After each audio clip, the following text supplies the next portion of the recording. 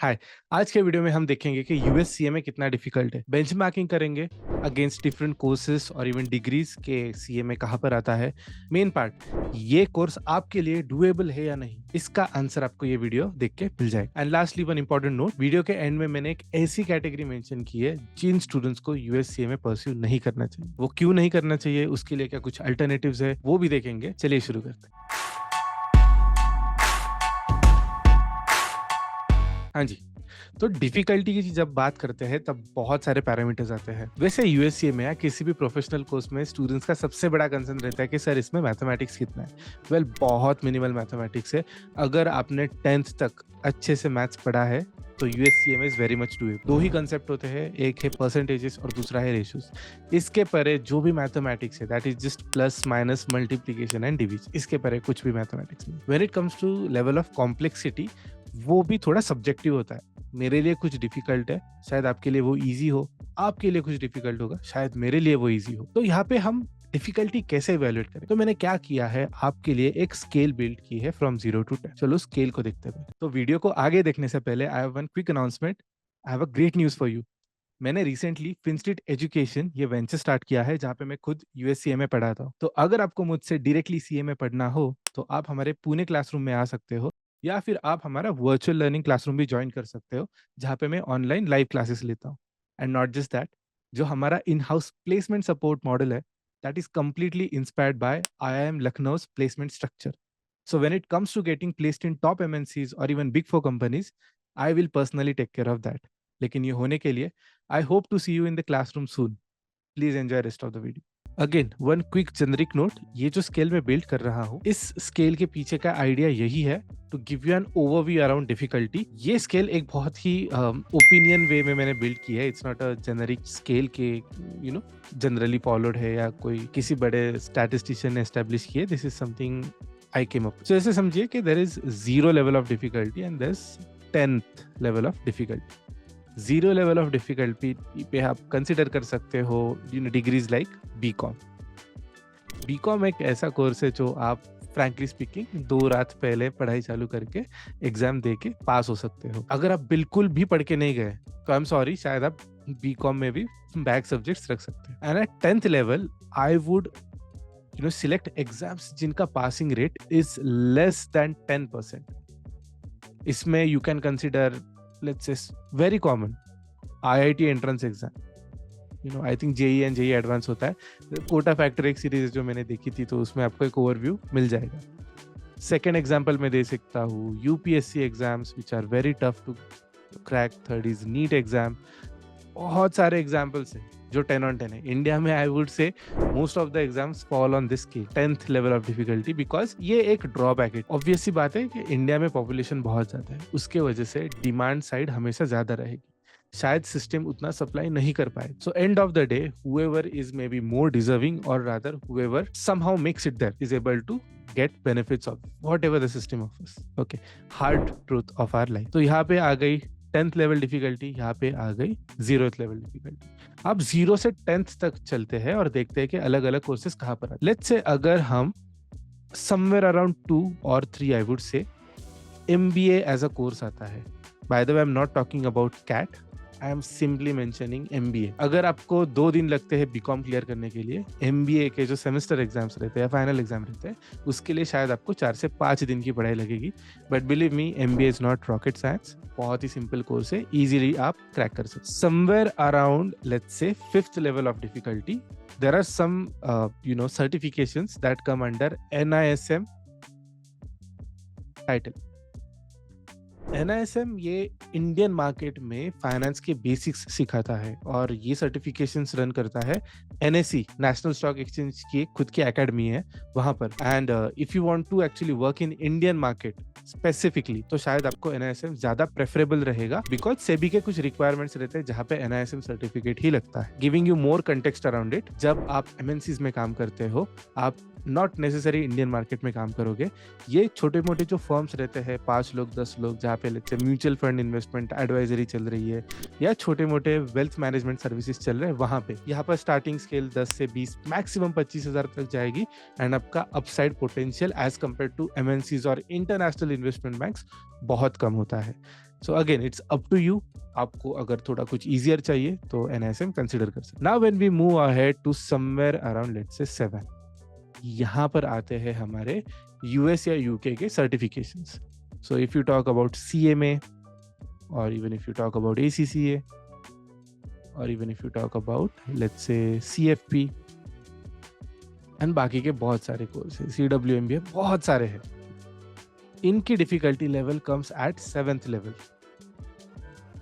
यहाँ पर आई वुड से जो आपकी एवरेज पासिंग होता है that is somewhere around 30 to 40%, which simply means अगर 100 लोग एक एग्जाम देने जा रहे हैं सो उसमें से 30 से 40 लोग ही पास होने वाले हैं, majority of candidates would fail. तो ये एक बेसिकली क्वालिटी क्राइटेरिया तो मीट करता है कि जहां पर whichever students are passing they are less in numbers as compare to majority, and secondly जो करिकुलम का रिगर है वो काफी अच्छा है। बट यहाँ पर भी मैं जैसे मैंने कहा था थोड़ा सब्जेक्टिव होता है, तो शायद you are someone let's say who is doing CMA right after 12th, तो आपके पास शायद उतना बिजनेस एक्यूमेंट नहीं होगा, तो शायद आपके लिए 7th लेवल पे नहीं आएगा, शायद ये 8th लेवल पर भी आ सकता है।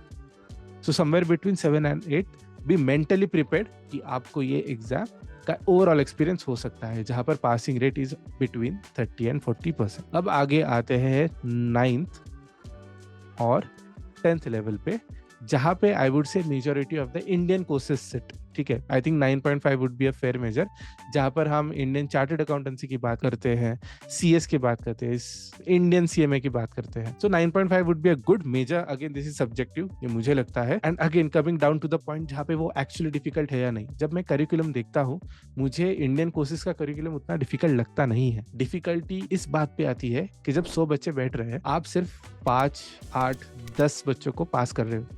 Passing rate of Indian exam is somewhere around 10%, which is very unreasonable. I couldn't fathom, किसी भी एग्जाम में आप कोई भी ग्लोबल एवरेजेस देख लो, ज्यादा से ज्यादा डिफिकल्ट से डिफिकल्ट एग्जाम में भी 20 से 40% का ही एवरेज होता है globally. But when you come to India where chartered accountancy, CS हो गया, इंडियन सीएमए हो गया, रॉकेट साइंस नहीं है curriculum, it's end of the day accounting, finance plus minus ही होता है। वहां पर जब 100 बच्चे बैठ रहे हैं, एटलीस्ट 40 to 50 तो उसमें से बहुत सीरियसली पढ़ेंगे, उसमें से भी आप सिर्फ 5 से 10 लोगों को ही पास कर रहे हो। Personally it makes no sense to me. तो हाँ, यही बात है कि this is where USCMA actually sits in terms of difficulty level, 30 to 40% of passing rate, overall understandable curriculum। यहाँ पे एक और पॉइंट मैं मेंशन करता हूँ, टीचर की भी थोड़ी रिस्पॉन्सिबिलिटी होती है when it comes to delivering the curriculum to you guys। अगर एक टीचर सिर्फ आके क्लास में स्लाइड्स पढ़ रहा है और he is just taking one financial term, breaking down it into a very simpler level, या हिंदी में एक्सप्लेन कर रहा है और आगे जा रहा है, that is not teaching. Teaching ये होता है कि जब आप एक कंसेप्ट लेते हो, उसका एप्लीकेशन, एक बिजनेस केस स्टडी बनाओ, एक स्टोरी बनाओ, उसका एप्लीकेशन वहां पे बताओ कि जब आप मार्केट में जाओगे आपके कैंडिडेट्स क्या एनालिसिस करेंगे, उसका भी एक व्यू दे दो। अगर वो कैंडिडेट्स को समझ में आ रहा है, if it's making sense to them, then a teacher has done their job. Unfortunately बहुत सारे टीचर्स ये मार्केट में नहीं कर रहे। But anyways, having said that, जब भी आप करिकुलम पढ़ोगे एक बात याद रखना कि don't go towards easier things. मैं प्रॉब्लम बताता हूँ एमबीए की और एनआईएसएम की। एनआईएसएम एक ऐसा सर्टिफिकेट है जो थोड़ा इजी है, बट वो बहुत लोगों के पास है, मेरे पास भी है। फ्री टाइम में मैंने कर लिया था क्योंकि वो किसी चीज के लिए लग रहा था मुझे, कहीं पर कंप्लायंस के लिए। I literally studied for less than 7 days for it, given that मेरे पास बहुत सारे सर्टिफिकेशंस थे एंड आई मतलब बहुत अच्छे मार्क्स से मैं पास हुआ था। इस सर्टिफिकेशंस का प्रॉब्लम क्या होता है कि मेरे पास भी है, आपके पास भी है और 10 और लोगों के पास भी है। तो जब मैं इंटरव्यू देने जाता हूँ मेरे पास कुछ एज है ही नहीं। तो समवेयर अराउंड डिफिकल्टी लेवल देखना कि थोड़ा सा ज्यादा डिफिकल्ट कोर्स हो तो शायद आपके पास एक कॉम्पिटिटिव एज रहेगा। इंटरव्यू में शॉर्टलिस्टिंग के ज्यादा चांसेस रहेंगे। जब आप इंटरव्यू दोगे तब आप शायद कुछ ज्यादा डिलीवर कर पाओगे और सिलेक्शन होने के वैसे भी चांसेस बढ़ जाएंगे। I hope this gives you an overall idea. और जैसे मैंने कहा था, एक कैटेगरी है जिनको मैं रिकमेंड करता हूँ कि सीएमए नहीं करना चाहिए। जैसे मैंने initial part of the video में कहा था, there are 2 concepts from mathematics that are covered in USCMA। ठीक है, एक होता है परसेंटेजेस और दूसरा होता है ratios.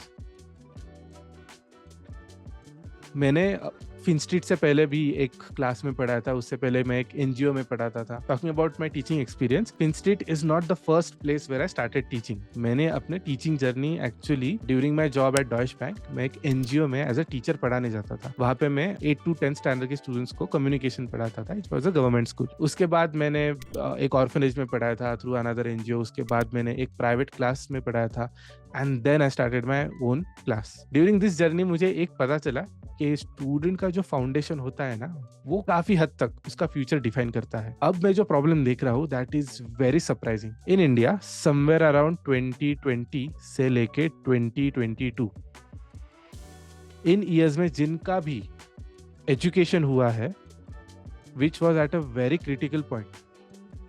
Bye the way, to give you context on this, 20 से लेके 22 तक कोविड एरा था इंडिया में. तो इस टाइम में जिनका भी एजुकेशन हुआ है, take it from 9th standard to 12th standard, ये बहुत ज़्यादा क्रिटिकल टाइम होता है. यहीं पर आपका फाउंडेशन बनता है जो ग्रेजुएशन के बाद एक बेटर लेवल पे, एक एडवांस लेवल पे टेस्ट होता है. प्रॉब्लम क्या हो रही है पता है? जो स्टूडेंट्स 9th या 10th में थे, आज वो समवेयर अराउंड लेट्स से 2020, आज वो FY में है, 12th पास्ट है. जो 9th-10th के कंसेप्ट से कॉम्प्रोमाइज हो गए. रिजल्ट्स मतलब ऐसे ही बांट दिए थे, that I can see in their performance. तो 12th में या FY में जब मैं उनको सिंपल कंसेप्ट्स पूछता हूँ कि यार एक नंबर है 100, वो हो गया 120 नेक्स्ट ईयर, इसमें परसेंटेज ग्रोथ कितना है? This is 8th, 9th and 10th standard mathematics के 20% ग्रोथ है. और ये 20% कैसे आया? चलो मैं ये भी देता हूँ स्टूडेंट्स को, आप कैलकुलेटर यूज करो और कैलकुलेट करो. लेकिन even after using calculator, even after having a very simple logic, इन दोनों का difference is 20 and taking its ratio to its base 100, ये 20 आ जाता है परसेंटेज टर्म्स में. अगेन कन्वर्जन के लिए 100 से मल्टीप्लाई करते. इतना समझना भी आजकल के स्टूडेंट्स के लिए मुझे दिख रहा है कि इट इज बिकमिंग डिफिकल्ट. तो if you are someone who is following in this category के 100 का 120 हो रहा है, इसका मतलब 20% का जंप है. अगर आप ये बता नहीं पा रहे हो, then please don't go for CMA. पहले जाके अपने बेसिक्स स्ट्रॉन्ग करो. बाय अ क्वांटिटेटिव एप्टीट्यूड का बुक, बेसिक्स का book, solve it for yourself. Use YouTube videos, एक मैथ्स टीचर ढूंढ लो स्कूल लेवल, उनसे सीख लो. Make your foundations strong and then go for a professional exam. Second thing, जब मैं स्टूडेंट्स को पूछता हूँ अराउंड रेशियोज कि 1/2 क्या होता है, students are not able to tell it's 0.5. They are not able to tell कि यही 50% भी होता है. It is really surprising for me कि अगर आपको सिंपल सी चीजें नहीं आ रहे हो, how you will survive in later majority of your life. This is simple mathematics. So again, I am saying this is not end of the road. मैंने कुछ ऐसे स्टूडेंट्स देखे जो इस कंसेप्ट्स पर भी स्ट्रगल कर रहे हैं. कुछ मेरे ही स्टूडेंट्स हैं और मैं उनके साथ बैठ के अभी उनको ये सिंपल मैथमेटिक्स सिखा रहा हूँ, क्योंकि my students my responsibility. But again it's a tough challenge for teacher as well as student. So for benefit of both, मैं यही recommend करूँगा कि if you are someone who doesn't understand ratios and who doesn't understand percentages, आप जाके सिर्फ basic mathematics पढ़ लो, at least for these 2 topics. उसके बाद come and pursue USCA. Okay, I hope that helps. As usual, I'll see you in the next video.